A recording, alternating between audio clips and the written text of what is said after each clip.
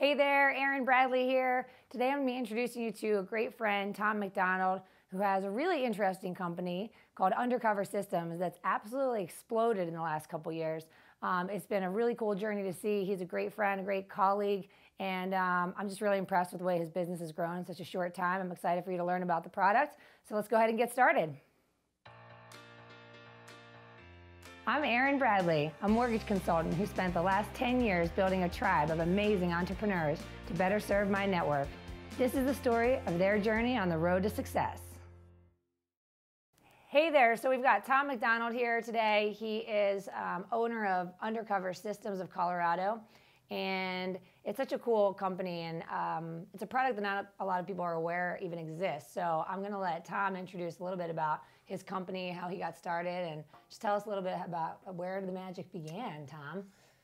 Well, the product, because people aren't necessarily aware of it, is an underdeck ceiling, meaning that if you have an elevated deck, you've got usable patio space, for instance, underneath it, this is an opportunity to make that space totally waterproof. So it's an underdeck ceiling that allows homeowners to use their area under their deck year round. Yeah.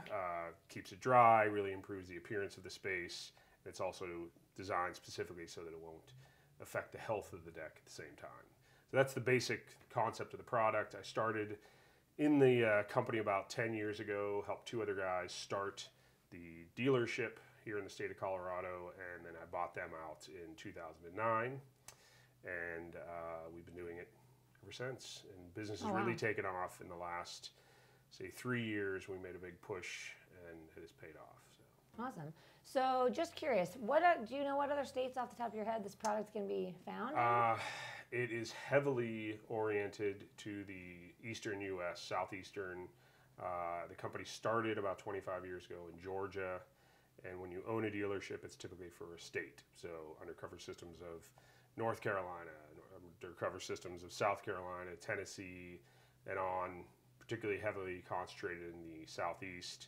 There are dealers in the Kentucky, Ohio area, St. Louis, and then there's one guy that owns a dealership for Washington and Oregon, but it's particularly heavily concentrated there. Interesting. So do you guys ever cross the border in any way? I mean, go up to Wyoming at all? I technically own the rights to both Wyoming and Utah. Okay.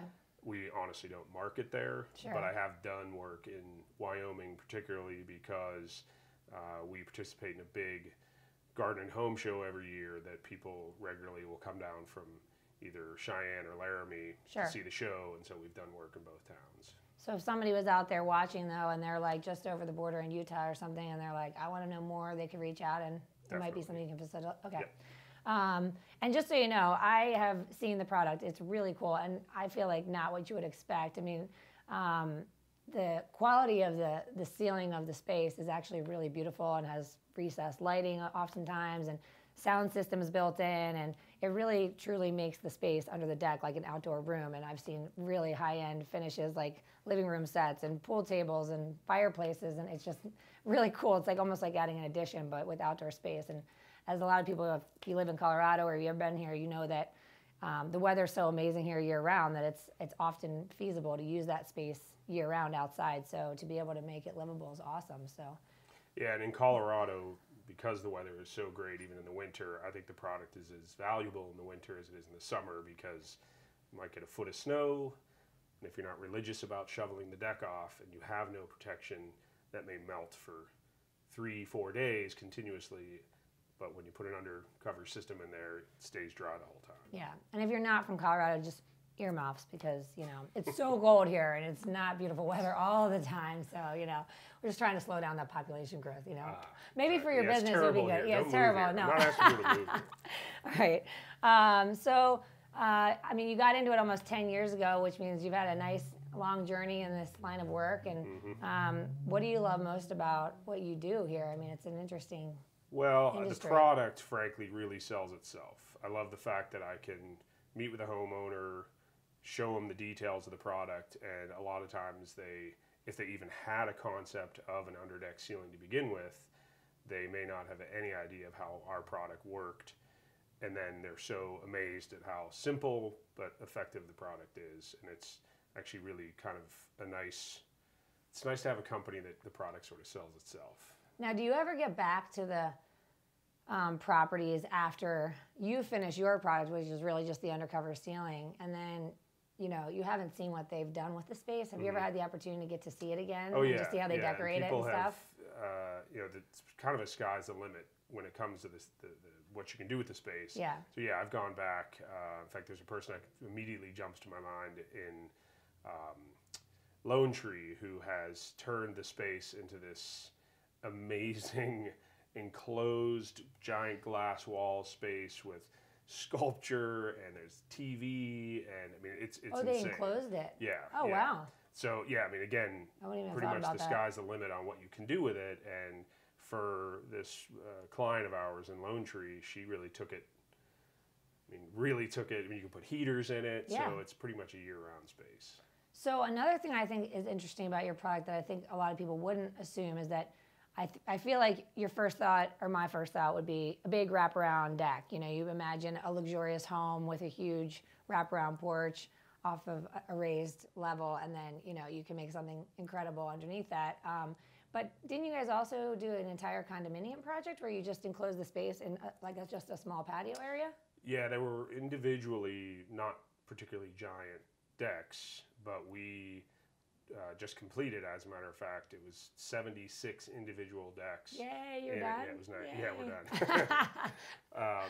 76 individual decks at a retirement community where they were basically like apartments. So the building was 4 stories tall, so the moisture that was landing on one deck would drip down to the next, which would drip down to the next.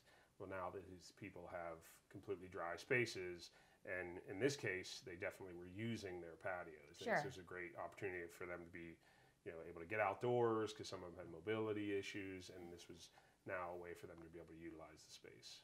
So are there any other instances where you've done a system where, it wouldn't fall under the umbrella of your traditional, imagine the big wraparound deck? Any other types of jobs? Yeah, we've done some that have been pure utility. We've done some jobs over the years where the area under the deck really wasn't usable for living space. Sometimes because the ceiling was just too low. Sure. But people have converted them into storage for snow blowers and tractors and lawnmowers, things like that. So it does have a pure utility side to it as well.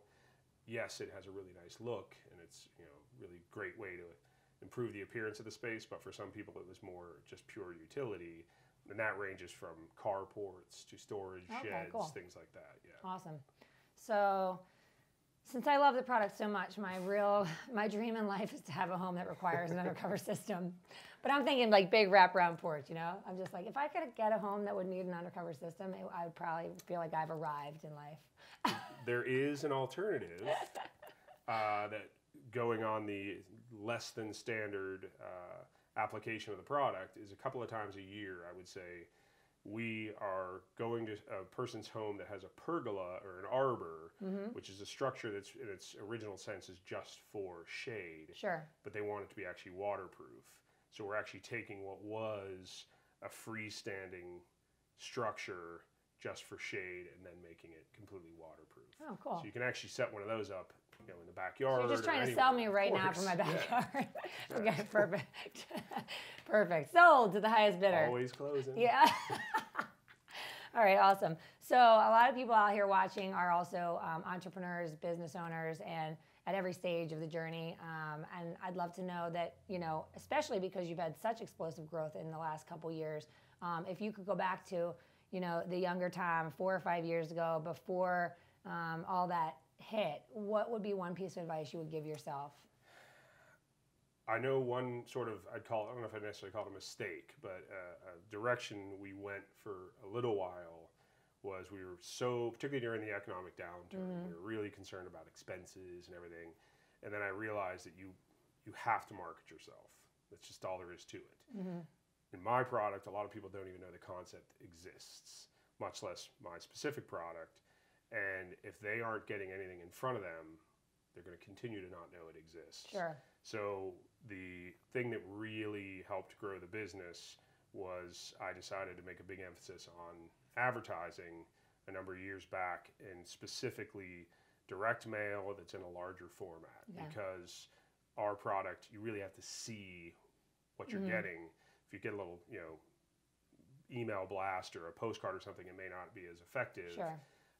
And so the big difference from 5 years ago to now was that I just sort of gambled a little bit and kind of took the risk and really put a bunch of money into an initial advertising campaign on a larger format that has paid off.